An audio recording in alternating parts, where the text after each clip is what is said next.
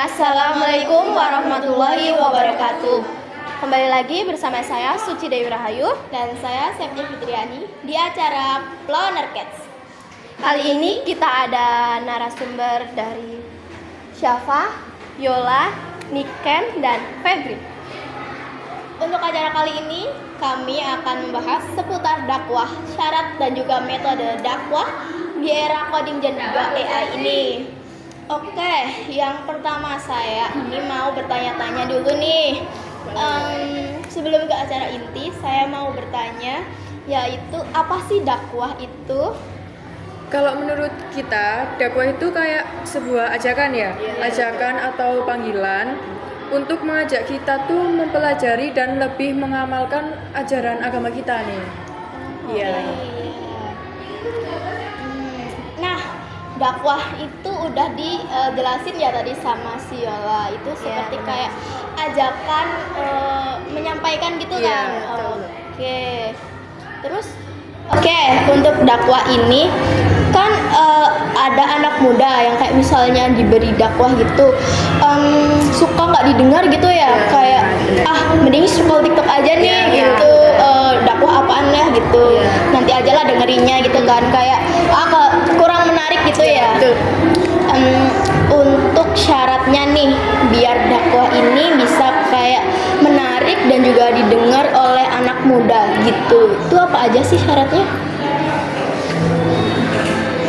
Jadi syarat yang pertama itu ada kita tuh harus membuat konten dakwah yang valid.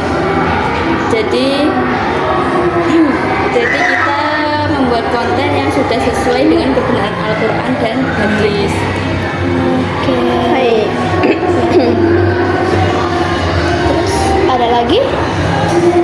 Yang kedua itu ada niat ikhlas dan tujuan syar'i. Jadi itu kayak kita tuh harus mulai niat dari diri sendiri agar kita tuh kayak serius tentang ingin lebih tahu tentang dakwah gitu. Oh baik. Seperti yang tadi udah dijelaskan, jadi dakwah itu ada dua syaratnya ya. Yang pertama ada apa sih itu tadi? Ada konten yang valid. Oke, konten yang valid kayak tidak hoax gitu. Sekali. Terus kayak menarik gitu ya, jadi bisa anak muda tuh lebih tertarik buat ngedengerin dakwah daripada cuma scroll-scroll aja. Terus kayak sumbernya juga jelas gitu ya, misalnya kayak dari Al-Quran gitu. Ya. Oke, terus tadi yang kedua ada apa ya? Niat ya, yang ikhlas. Ya benar. Jadi kayak harus benar-benar dari hati ya. Ya nggak cuma apa sih FOMO ya? Oh ya, anak muda sekarang kan FOMO ngikutin tren-tren gitu. Oke. Yang syarat tadi udah dijelasin ya sama rekan-rekan kita, narasumber kita. Oke, yang kedua kami mau tanya nih tentang metodenya gimana ini metode dakwah di era coding dan AI ini biar juga didengar tadi kayak anak muda. Kalau metode itu sebenarnya banyak ya metode, tapi hari ini kita cuma akan jelasin 3 aja yang paling penting dari lainnya. Ya. Mungkin bisa dijelasin sama siapa? Jadi ada dengan metode kolaborasi dengan influencer kita, misalnya dengan bekerja sama dengan tokoh muda atau influencer muslim yang populer di media sosial untuk memperluas jangkauan dakwah di kalangan Gen Z dan milenial.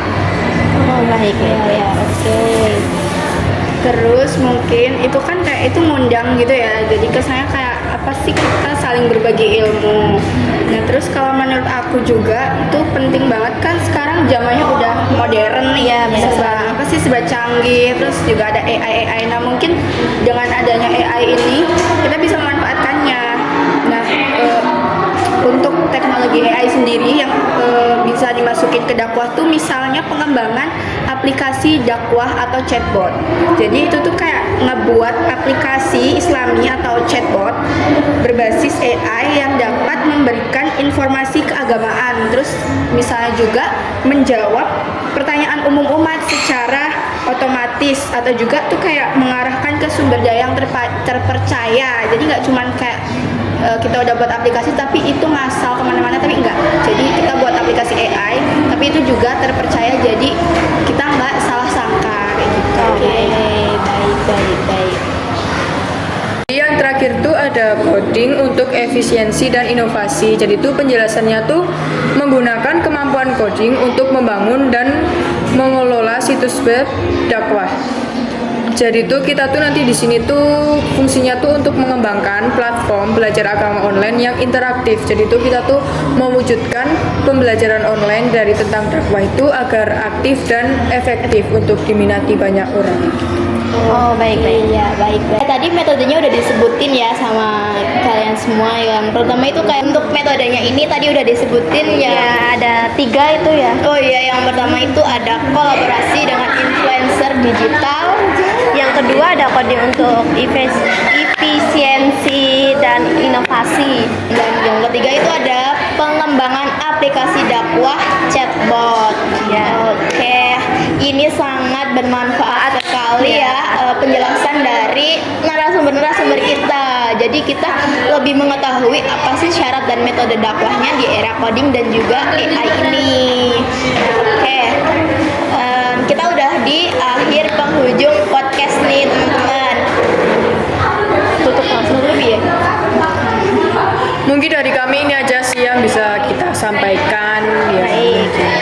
Kurang lebihnya mohon maaf ya apabila kayak penyampaian kita cuma singkat dan ya itu sebisa kita ya. Oke, kali ini kita udah ada di penghujung acara nih. Iya, mungkin dari kita kayak gini aja ya yang bisa kita sampaikan tentang dakwah. Oke, ini informasinya juga sangat bermanfaat bagi Ya. teman-teman yang belum tahu gitu ya. Oke.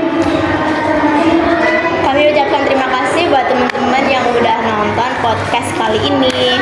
Kami tutup. Wassalamualaikum warahmatullahi wabarakatuh. See you.